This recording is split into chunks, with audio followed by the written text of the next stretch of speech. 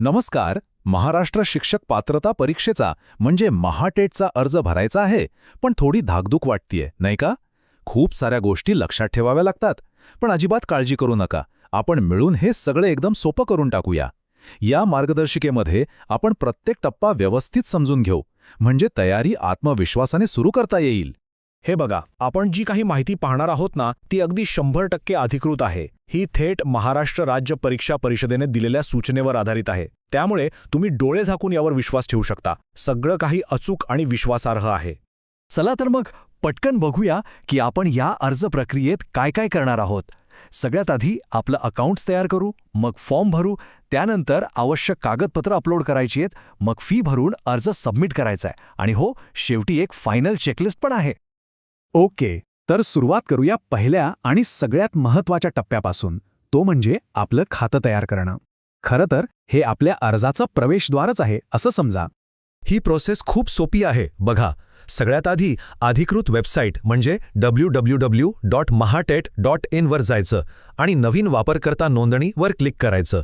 सूचना वाचून बॉक्सवर टिक करा. मग आपलं नाव, मोबाईल नंबर आणि ईमेल टाकून एक युजरनेम आणि पासवर्ड तयार करायचा. आणि हो, एक गोष्ट लक्षात ठेवा, आपला मोबाईल नंबर आणि ईमेल आयडी चालू असायला हवा, कारण त्यावर एक OTP येईल, जो टाकल्याशिवाय आपली प्रोफाईल तयार होणार नाही. तो OTP टाकला की झालं, आपली प्रोफाईल तयार. बरं, प्रोफाईल तर तयार झालं. आता येतो अर्जाचा सगळ्यात महत्त्वाचा भाग, तो म्हणजे फॉर्म भरणं. आणि एक गोष्ट सांगतो, इथे अचूकतेला प्रचंड महत्त्व आहे, कारण एक छोटीशी चूकसुद्धा नंतर मोठी डोकेदुखी ठरू शकते. तर हा अर्ज मुख्यत्वे 4 भागांमध्ये विभागलेला आहे. म्हणजे आपली वैयक्तिक माहिती, मग आपला पत्ता वगैरे म्हणजे संपर्क तपशील, आपली शैक्षणिक पात्रता आणि शेवटी परीक्षेसंबंधी काही माहिती. आपण यातल्या काही महत्त्वाच्या गोष्टींवर आता बोलूया. ही सूचना अगदी मनावर कोरून ठेवा.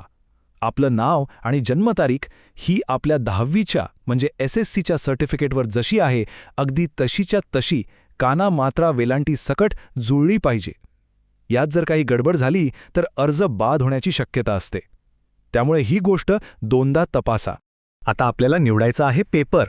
पेपर 1 असतो 1ली ते 5वीसाठी आणि पेपर 2 असतो 6वी ते 8वीसाठी. आपली पात्रता तपासा आणि त्यानुसार योग्य पेपर निवडा. आणि एक चांगली गोष्ट म्हणजे जर उमेदवार दोन्ही स्तरांसाठी पात्र असतील तर ते दोन्ही किंवा बोथ हा पर्यायसुद्धा निवडू शकतात. ही संधी सोडू नका. आता भाषा निवडताना थोडी काळजी घ्या. आपण जे माध्यम निवडाल ती आपली पहिली भाषा असेल. समजा पहिली भाषा मराठी निवडली तर दुसरी भाषा इंग्रजीच घ्यावी लागेल, आणि पहिली इंग्रजी निवडली तर दुसरी मराठी. पण जर आपण उर्दू, हिंदीसारखी दुसरी कोणती पहिली भाषा निवडली तर मग दुसऱ्या भाषेसाठी मराठी किंवा इंग्रजीपैकी एक निवडण्याचा पर्याय मिळतो. आणि लक्षात ठेवा, ही निवड एकदा केली की फायनल, यात नंतर बदल करता येत नाही. चला आता पुढचा टप्पा बघूया, कागदपत्र अपलोड करणं. खरं सांगायचं तर इथेच खूप जणांची गाडी अडकते. फाईलचा आकार, त्याचा फॉर्मॅट हे सगळं जुळवून आणताना खूप त्रास होतो. पण काळजी नका करू, आपण ते अगदी सोप्या पद्धतीने कसं करायचं ते पाहूया. तर मग प्रश्न हा आहे की नेमके नियम आहेत तरी काय?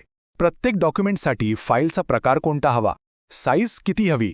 चला, पुढच्या स्लाइडवर हे सगळं एकदम स्पष्टपणे दिलेलं आहे, ते बघूया. ही स्लाइड खूप म्हणजे खूपच महत्त्वाची आहे. इथे बघा, आपला फोटो, सही, ओळखपत्र, प्रत्येक कागदपत्रासाठी कोणतं फॉर्मॅट म्हणजे JPG की PDF हवं आणि फाईलची साईज किती KB असली पाहिजे हे सगळं दिलंय. माझा सल्ला ऐका, अर्ज भरायला बसायच्या आधीच यानुसार आपल्या सगळ्या फाईल्स स्कॅन करून तयार ठेवा. आपला खूप वेळ वाचेल आणि गडबड होणार नाही. आणि आता आपण आलो आहोत अगदी शेवटच्या टप्प्यावर, तो म्हणजे फी भरणे आणि अर्ज फायनल सबमिट करणे. इतकी सगळी मेहनत आता पूर्णत्वास येणार आहे. पेमेंट करण्याआधी एक काम नक्की करा. पूर्वावलोकन दाखवा नावाचे एक बटन असेल, त्यावर क्लिक करून भरलेली सगळी माहिती शांतपणे एकदा तपासून घ्या. कारण हीच चूक सुधारायची शेवटची संधी असते. सगळं बरोबर असल्याची खात्री झाली की मग पेमेंट करा. आणि पेमेंट झाल्यावर त्याची पावती आणि आपल्या अर्जाची फायनल कॉपी डाउनलोड करून व्यवस्थित सेव्ह करून ठेवा. हे खूप महत्त्वाचं आहे. आणखी एक महत्त्वाची गोष्ट, समजा पेमेंट करताना काही अडचण आली, पैसे कट झाले पण तिथे यशस्वी दाखवत नाहीये, तर अजिबात घाबरू नका आणि लगेच परत पेमेंट करू नका. साधारण 48 ते 72 तास थांबा. तेवढ्या वेळात स्टेटस अपडेट होतं. हा अधिकृत सल्ला आहे, लक्षात ठेवा. ओके, तर फायनल सबमिट बटन दाबण्यापूर्वी ही छोटीशी चेकलिस्ट एकदा नजरेखालून घाला. सगळी माहिती मूळ कागदपत्रांशी जुळती आहे का? योग्य पेपर निवडलाय का, डॉक्युमेंट्स योग्य साईजमध्ये अपलोड झालेत का, पेमेंट यशस्वी झालंय का आणि अर्ज व पावती सेव्ह केली आहे का, हे सगळं तपासलं की मग आपल्यालाही एकदम आत्मविश्वास येईल की काहीही चुकलेलं नाही. मला खात्री आहे की या मार्गदर्शिकेमुळे आता अर्ज भरण्याची प्रक्रिया आपल्यासाठी खूप सोपी झाली असेल. आता सर्व भावी शिक्षक आपल्या करिअरमधलं पुढचं महत्त्वाचं पाऊल टाकायला पूर्णपणे तयार आहेत. आपल्या पुढच्या वाटचालीसाठी खूप खूप शुभेच्छा.